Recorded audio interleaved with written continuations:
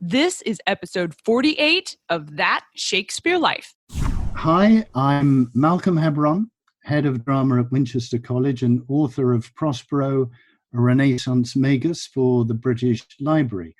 Another great method for studying the life of William Shakespeare includes listening to this. It's That Shakespeare Life with my friend Cassidy Cash.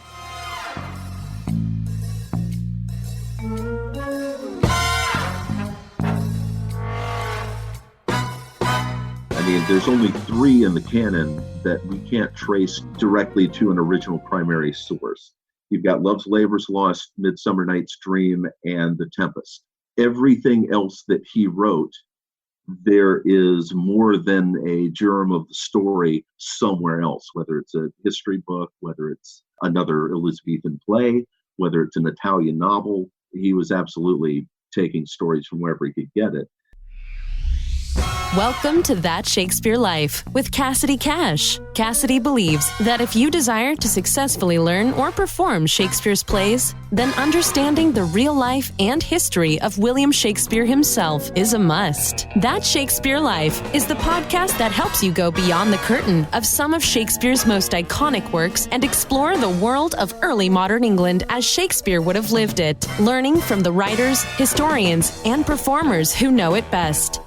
And now, here's Cassidy. Good artists copy, great artists steal.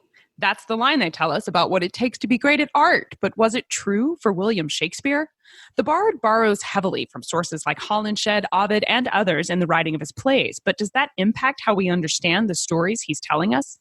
This week, we welcome our guest, J.M. Pressley of the Shakespeare Resource Center, to walk us through the history of sources as it applies to Shakespeare's plays. It turns out the reality of life in 16th century England might surprise you when it comes to examining how the bard developed his plotlines.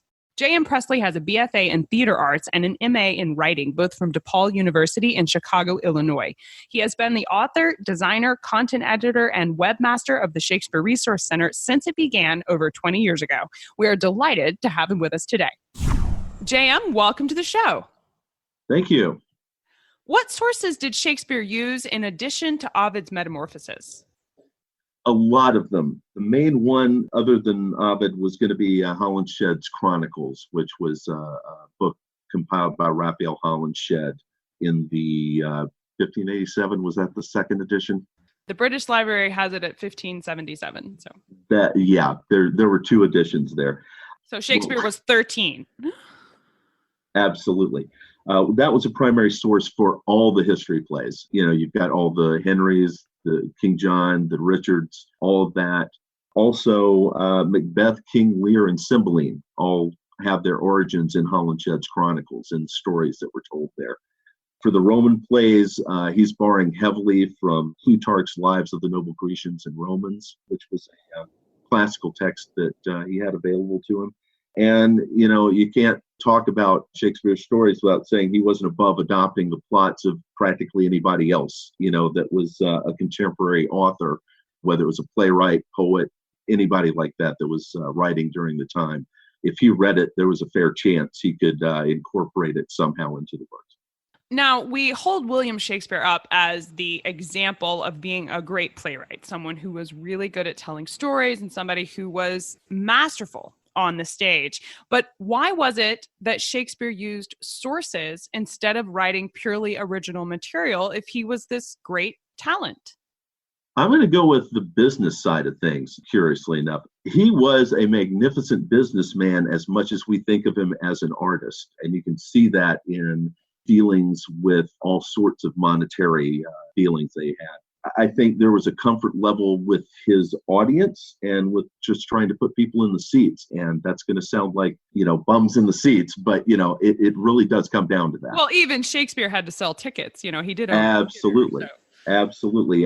They were in the business of making money. It was entertainment for sure, but it was very much an entertainment business first and foremost. So in a way, he was looking for stories that had already been proven as a successful plot line, is what you're saying. I think that really did play into it. Absolutely. There's only 3 in the canon that we can't trace directly to an original primary source. You've got Love's Labour's Lost, Midsummer Night's Dream, and The Tempest. Everything else that he wrote, there is more than a germ of the story somewhere else, whether it's a history book, whether it's another Elizabethan play, whether it's an Italian novel, whatever. He was absolutely taking stories from wherever he could get it.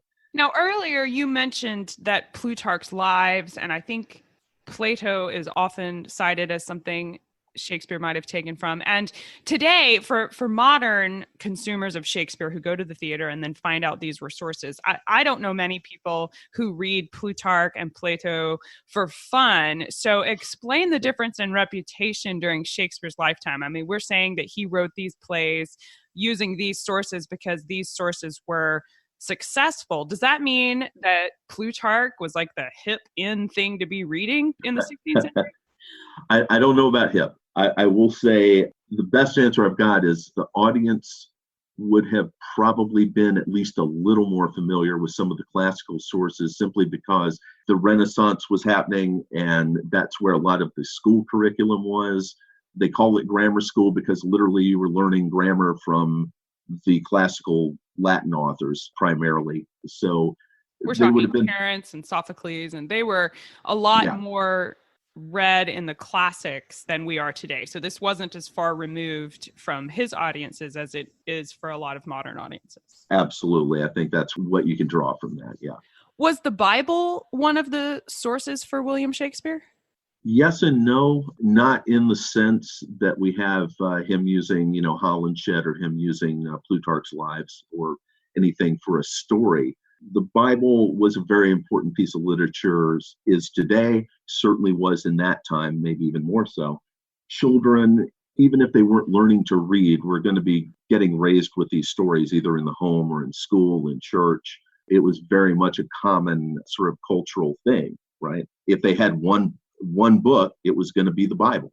So I think there was a lot of familiarity with that, and I think that you can see that in allusions that he uses during the works, much more so. He wasn't borrowing stories, so to speak, but he certainly was using references. I think somebody had a count of he references the story of Cain and Abel something like 24 times throughout the works.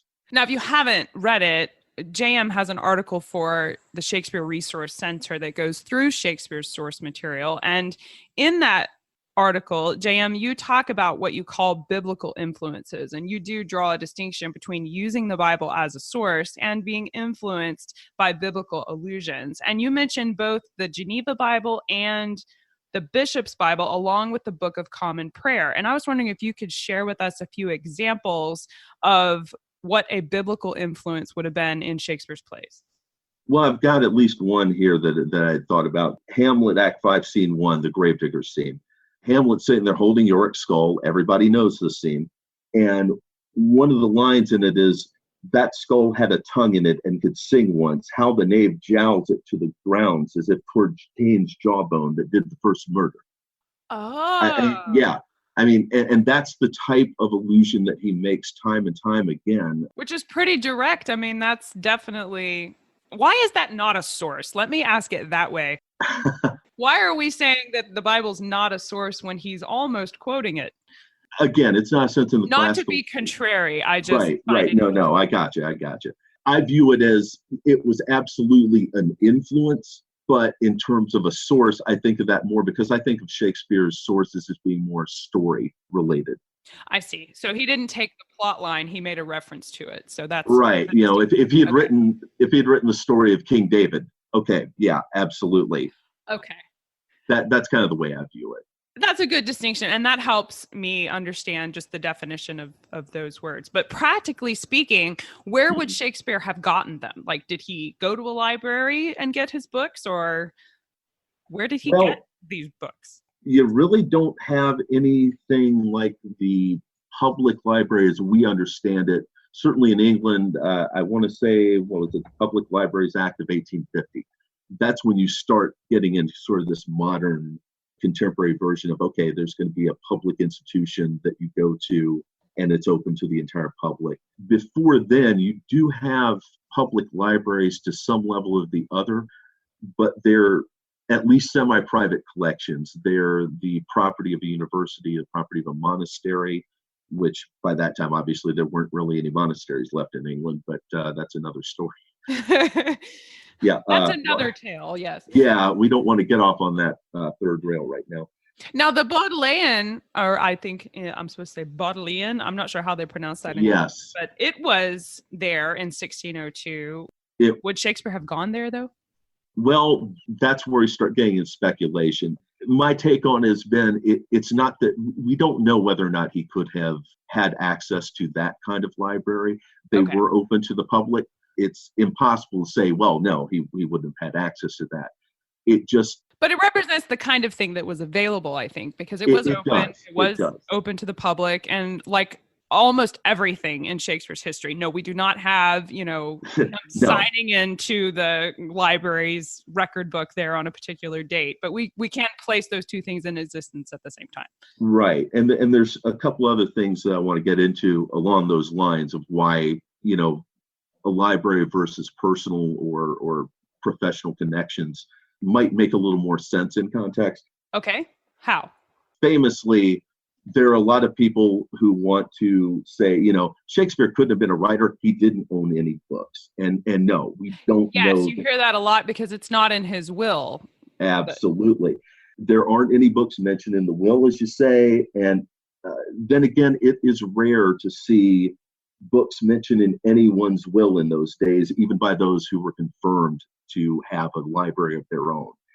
For just going by wills alone, Sir Francis Bacon mentions manuscripts, never mentions any books that he owned. So, are we going to say that for Sir Francis Bacon, well, he didn't own any books. He couldn't possibly, he didn't mention them in his will. Neither did a couple of the Earls of Oxford. We don't even have a will for Edward de Vere. Okay. We don't know what Edward de Vere would have left in the form of books.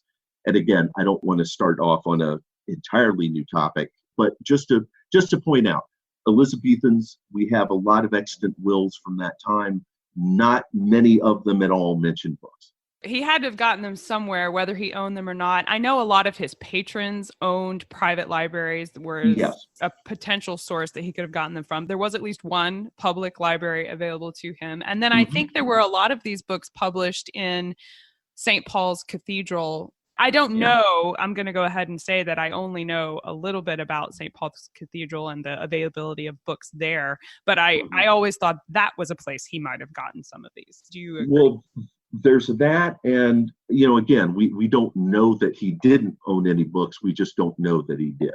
Or which ones, right. Yeah, highly possible that he did. Now, a lot of these sources that he used, Plutarch's Lives, Terence, and Sophocles, were all in Latin, Greek, or even Italian. I think some of his sources were even in French. Now, does that mean Shakespeare spoke multiple languages, or that these books were translated into English? And that is $1 million question for a lot of scholars. Okay. If I can answer it, I have a book deal in the waiting. Is that what you're saying? Hey, there are more books published about him than just about anybody else. So, it is absolutely worth a shot. What I was going to say, and this is only my take on it. You've got Latin curriculum going on at the King Edward School. We know that Shakespeare attended there. No, we don't have records. Nobody had records from those days because it burned. So there you have it. But the association with that kind of Latin curriculum, certainly from, let's say, the age of about 6 to somewhere around the age of 12 or 13, they're translating, they're doing a lot of work with with the classic texts in Latin and having to translate it from one to the other.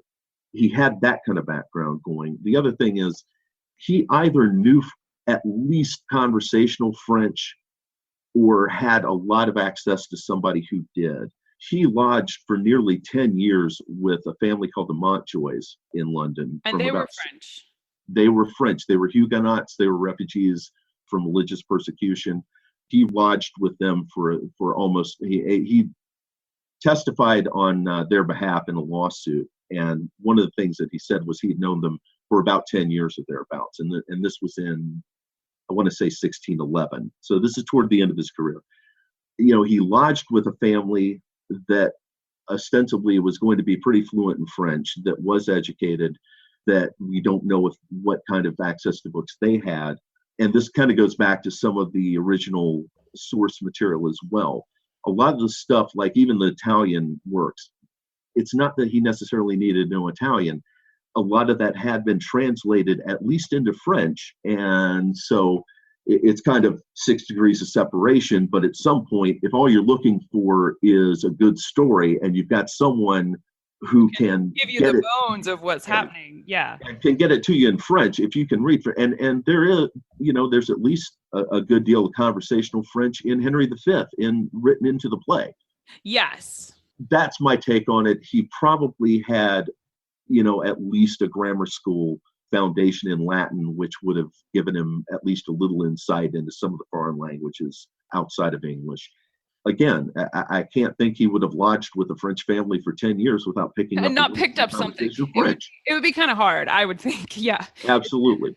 Well, now you note in your article that Gerald Longbane, am I saying that correctly? In 16. Actually, Gerard, but yeah, Gerard Langbane. He was the first to note Shakespeare's use of sources. And I found that really remarkable because almost 50, even more, 80 years after Shakespeare died that people started. Quite some time, yes. Yeah. Why is that just a matter of record keeping, or did it take people that long to start paying attention to where Shakespeare got his stories? I'm not sure about whether it's not people noticed that he was using sources. I think they noticed, especially if you read Robert Greene's thing in 1593. There was somebody people were paying attention, but maybe Gerard was the first to give it an academic approach. I think so. I don't think there was any real serious study being done of drama for quite some time, because think about it, it would be a little bit like someone doing their thesis on reality TV these days. I mean, that's literally the level of entertainment that they thought drama was. This was not high art. This was, I don't want to say almost disposable, but it really for the late. And I defer to your expertise, but I was under the impression Shakespeare's popularity did kind of like a dip, where right after he died, it was pretty popular. But then in the late 1600s, it drops off and people basically, use his plays for toilet paper before it enjoys a resurgence. Then later, especially in the Victorian period, I think it picks back up and they say, You're saying that Gerard Langbane in 1691 was basically looking into and researching something that wasn't widely popular at the time he was drawing these connections? No.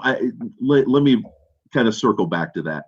Okay. We're talking 1680s, 1691 for the book that's in question. I just don't think.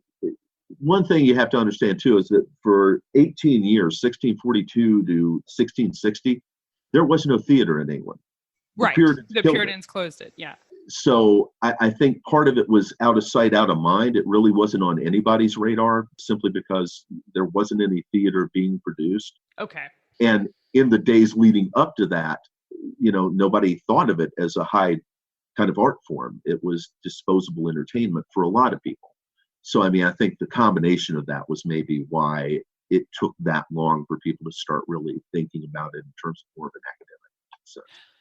Right. In Shakespeare's use of Holinshed's chronicles, could you give us some examples of, in JM's article, he says that Shakespeare practically quotes Holinshed. And I was wondering if you could give us some examples of where you're talking about in his plays that he's quoting him.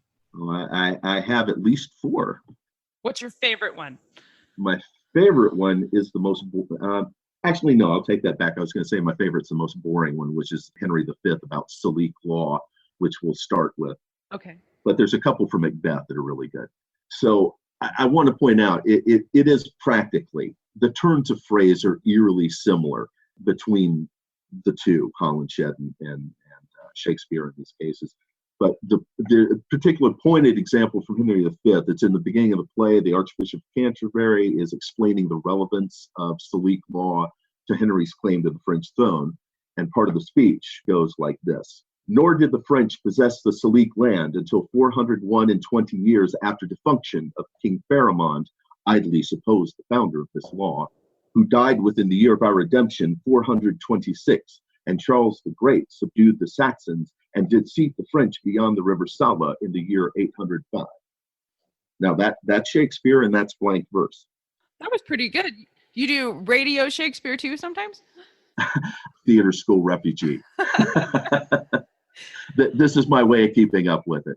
So Holinshed referred to the Salique issue as well? He does. And in prose, Holinshed writes the following. Nor the Frenchmen possessed the land Salique till 401 and 20 years after the death of Pharamond, the supposed maker of the Salique law. For this Pharamond deceased in the year 426, and Charles the Great subdued the Saxons and placed the Frenchmen in those parts beyond the river of Sala in the year 805. Wow, that's amazing. That's almost exactly the same thing. I see what you're saying. So a couple of shorter ones here. That's where he's obviously copying very liberally, and I think Kenneth Meare talks about, or one of the source guys talks about, he must have been feeling a little lazy that day. But then again, it's legalese, so there's not a lot of poetic you can do. Yeah, it's hard to be poetic with the straight law. Yeah. Well, let's take a look at Macbeth encountering the three witches on the blasted heath. Okay, in that scene, it plays out. Macbeth says, "Speak if you can, what are you?" First witch, "All hail Macbeth, hail to thee, Thane of Glamis." Second witch, "All hail Macbeth, hail to thee, Thane of Cawdor." Third witch, "All hail Macbeth, thou shalt be king hereafter." Now that's clearly been lifted from Holinshed, because he says, "All hail Macbeth, Thane of Glamis," for he had lately entered into that dignity and office by the death of his father Sinel. The second of them said, "Hail Macbeth, Thane of Cawdor," but the third said, "All hail Macbeth, that hereafter shall be king of Scotland." So basically, Shakespeare felt Holinshed had written him a nice little script. Oh yeah, Macduff preparing to kill Macbeth. "Despair thy charm and let the angel whom thou still hast served tell thee, Macduff was from his mother's womb untimely ripped." Holinshed, "It is true, Macbeth, and now shall thine insatiable cruelty have an end. For I am even he that thy wizards have told thee of, who was never born of my mother, but ripped out of her womb." Whoa. And one last one from King Lear, because I had to, it took a lot of time to find exact matches in this. So I want to get my money's worth. Yes, please. We want to hear King Lear too. Opening scene, Cordelia answering her father, "Unhappy that I am, I cannot heave my heart into my mouth. I love your majesty according to my bond, no more, no less." Shakespeare has actually paraphrased really well when you read Holinshed. "I protest unto you that I have loved you ever and will continually, while I live, love you as my natural father. And if you would more understand of the love I bear you, ascertain yourself that so much as you have, so much you are worth, and so much I love you and no more." Wow. This is awesome. Okay, so I'm convinced now that Shakespeare's, we'll call it borrowing heavily, but I would like for you to explain for the uninitiated why Shakespeare, almost directly quoting these sources, does not make him a plagiarist. And I'm setting you up there to my opinion. So if you disagree with me, you can share that also. Let me find my notes on that. I'm going to defend this first of all on the principle that Elizabethans had little or no concept of either plagiarism or copyright infringement as we know them. See, that was my opinion too. I'm so excited to hear this. Okay, go ahead. Now, I was going to point out one of the first references we have of Shakespeare in London, and I think I mentioned him, Robert Greene, in 1593, in A Groat's Worth of Wit, he referred to Shakespeare as, and I'm quoting, "an upstart crow beautified with our feathers." Now, he could be referring to Shakespeare's penchant for stealing a story, or maybe he's accusing him of copying other playwrights outright. That has been a subject of debate. But, and to be fair, I've always kind of viewed it like, hey, I was in theater. It could have been professional jealousy at that stage, right?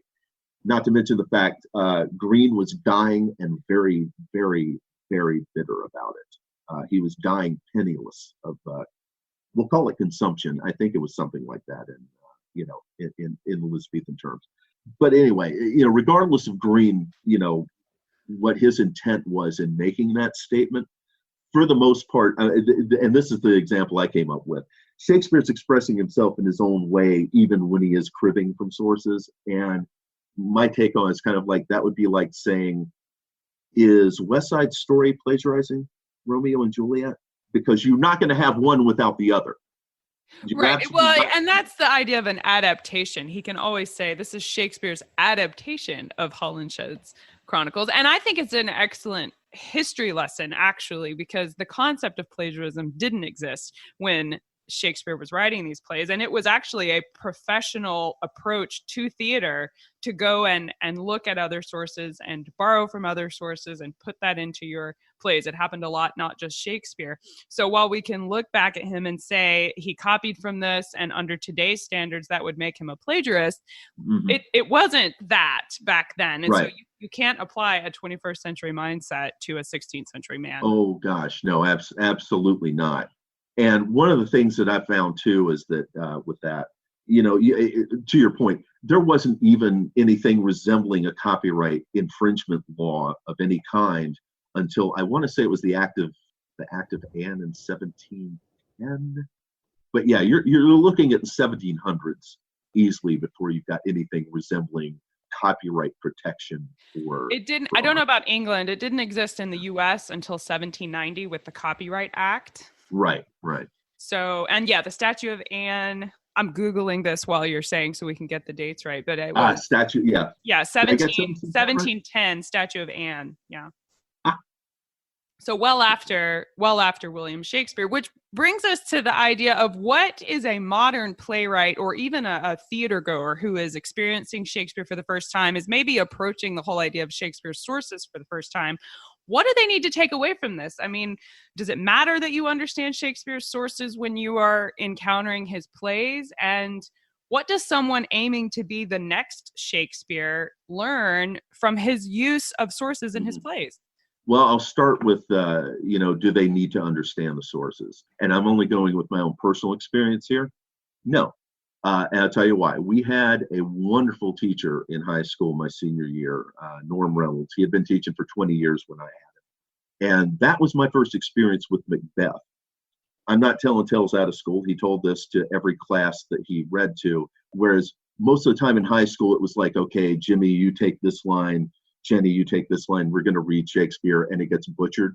Yes. He literally was on the record as saying, I do all the reading in this class. No one is going to butcher the bard. No one's going to butcher the bard in my class. I love it. Yeah, absolutely. And I mean, the way that he read that and explained that play really did bring it to life. Oh, that's fascinating. What a great teacher. Oh yeah, no, and God rest him. He was a wonderful teacher for 30 years in our school district, and sorely missed for that kind of thing. One of the things though was in high school we never got any of this background. Now this could be my high school. I went to a very small high school. We were lucky basically to get the plays and to get a little bit of historical background. We really didn't delve into source material. We really didn't do, and I loved Macbeth. At the age of 17, I didn't know it was written in Holinshed until I was 20 something. I mean, so it really, from my experience, no, you don't need that. It absolutely enhances the experience. I don't want to put that out. It absolutely enhances the experience. I don't think it detracts from it if you don't know it. Well, what about the next Shakespeare, though? Like, Absolutely. If you're a modern playwright and you're looking to become the next Shakespeare, and you're studying what Shakespeare did, and you realize that he all but plagiarized in terms of, if you were to copy his method now, you'd be stealing someone's work. So how do we replicate his genius? Read everything you can. That is absolutely the only thing I can say with definitively on that.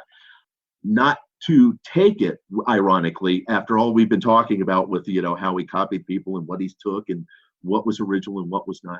The second step of that is read everything you can to see what everybody else is doing and then figure out a way to make it your own. And that is exactly what he did. He made a lot of stuff his own, even though the story itself may have been a little threadbare, right? Yeah. I'm not going to trust Google that it really was Picasso, but you have that quote that says, good artists copy, great artists steal.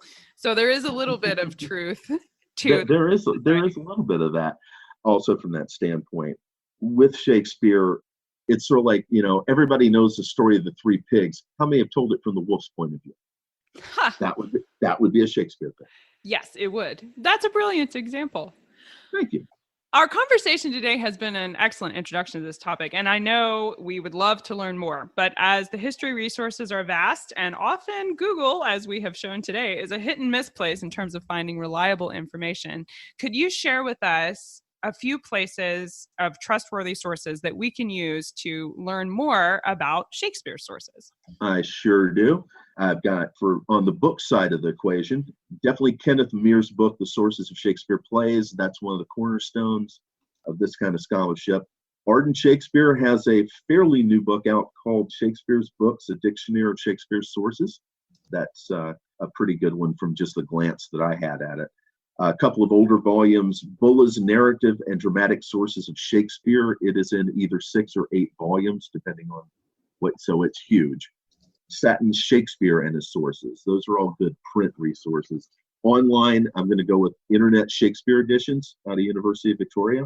It's online. It's got a lot of great stuff about not only the first folio, but the quarto editions and a lot of background stuff on this. And I'd say, the Globe Theatre and Royal Shakespeare Company are always going to be really great places to start. I'd be remiss if I didn't point out Chicago Shakespeare being where I am. So yes, so Chicago Shakespeare. And then, of course, the Shakespeare Resource Center that you write for, and your blog will be listing those as well. Now, we ask everyone this next question here at That Shakespeare Life, and that's, what's the one book you would take with you on a deserted island? My friends in England tell me I am supposed to allow you the complete works of Shakespeare and a copy of the Bible, so your choice would be in addition to those. Okay. Does Lord of the Rings count as one book? I think so. It's your island, so you get to, yeah. Because I was going to say, if it's not one book, then it's The Hobbit. But if it's one book, then Lord of the Rings for sure. Excellent choice. Well, what's next for you? What are you working on now that you're excited about? That is a very good question. I just finished a site redesign for the SRC, and that was the last couple of months of my life. So, little drained. So your next project is to breathe. Yes. Yeah. A little mentally winded, as I'd say. The articles and feature sections of that website, I haven't had as much time lately to kind of do some research and kind of do some original material. I'd like to get back into that this year and do that. The main thing, though, is I'm also excited to be working on my wedding this summer. And Congratulations. Thank you. I did not tell my gal I was going to mention that for posterity. So, so she'll be listening to this and get a good kick out of that. Oh, well, officially, what's her name? Victoria. Victoria, from all of us here at That Shakespeare Life, congratulations on your wedding. Oh, my goodness. Thank you very much. No problem. I hope she enjoys it. And you have a very happy holiday time. What are you supposed to say? Wedding time, whatever that's called. But it's a wonderful time of life, and we're happy for you. Thank you very much. I appreciate it. JM's blog, the Shakespeare Resource Center, is an excellent resource for you to check out. He talks a lot about Shakespeare and Shakespeare sources, and it's just a resource that I use a lot in creating my episodes and getting information for my YouTube videos that I make. He's a great person to get to know. So you can find links to the Shakespeare Resource Center in today's show notes, obviously, but there's also packed in there a whole lot of history, especially getting to know Holinshed a little better. We take a look at Plutarch and Plato, Sophocles and Terence to let you know some of the places that William Shakespeare would have gotten his sources. And I also link you over to the differences between the Geneva Bible and the Bishop's Bible, where you can learn more about those works of literature as they influence the bard. All that and more packed into the show notes for this week. So be sure you stop over to CassidyCash.com/episode 48. That's CassidyCash.com/EP48. That's it for this week here at That Shakespeare Life. I'm Cassidy Cash, that Shakespeare girl, and I hope you learned something new about the bard. I'll see you next week. Thank you for listening to That Shakespeare Life. As always, the best conversations happen after the episode over at CassidyCash.com. Become a part of a vibrant Shakespeare conversation by adding your voice over at the website. Until next time, remember, when you want to know William Shakespeare, you have to go behind the curtain and into That Shakespeare Life.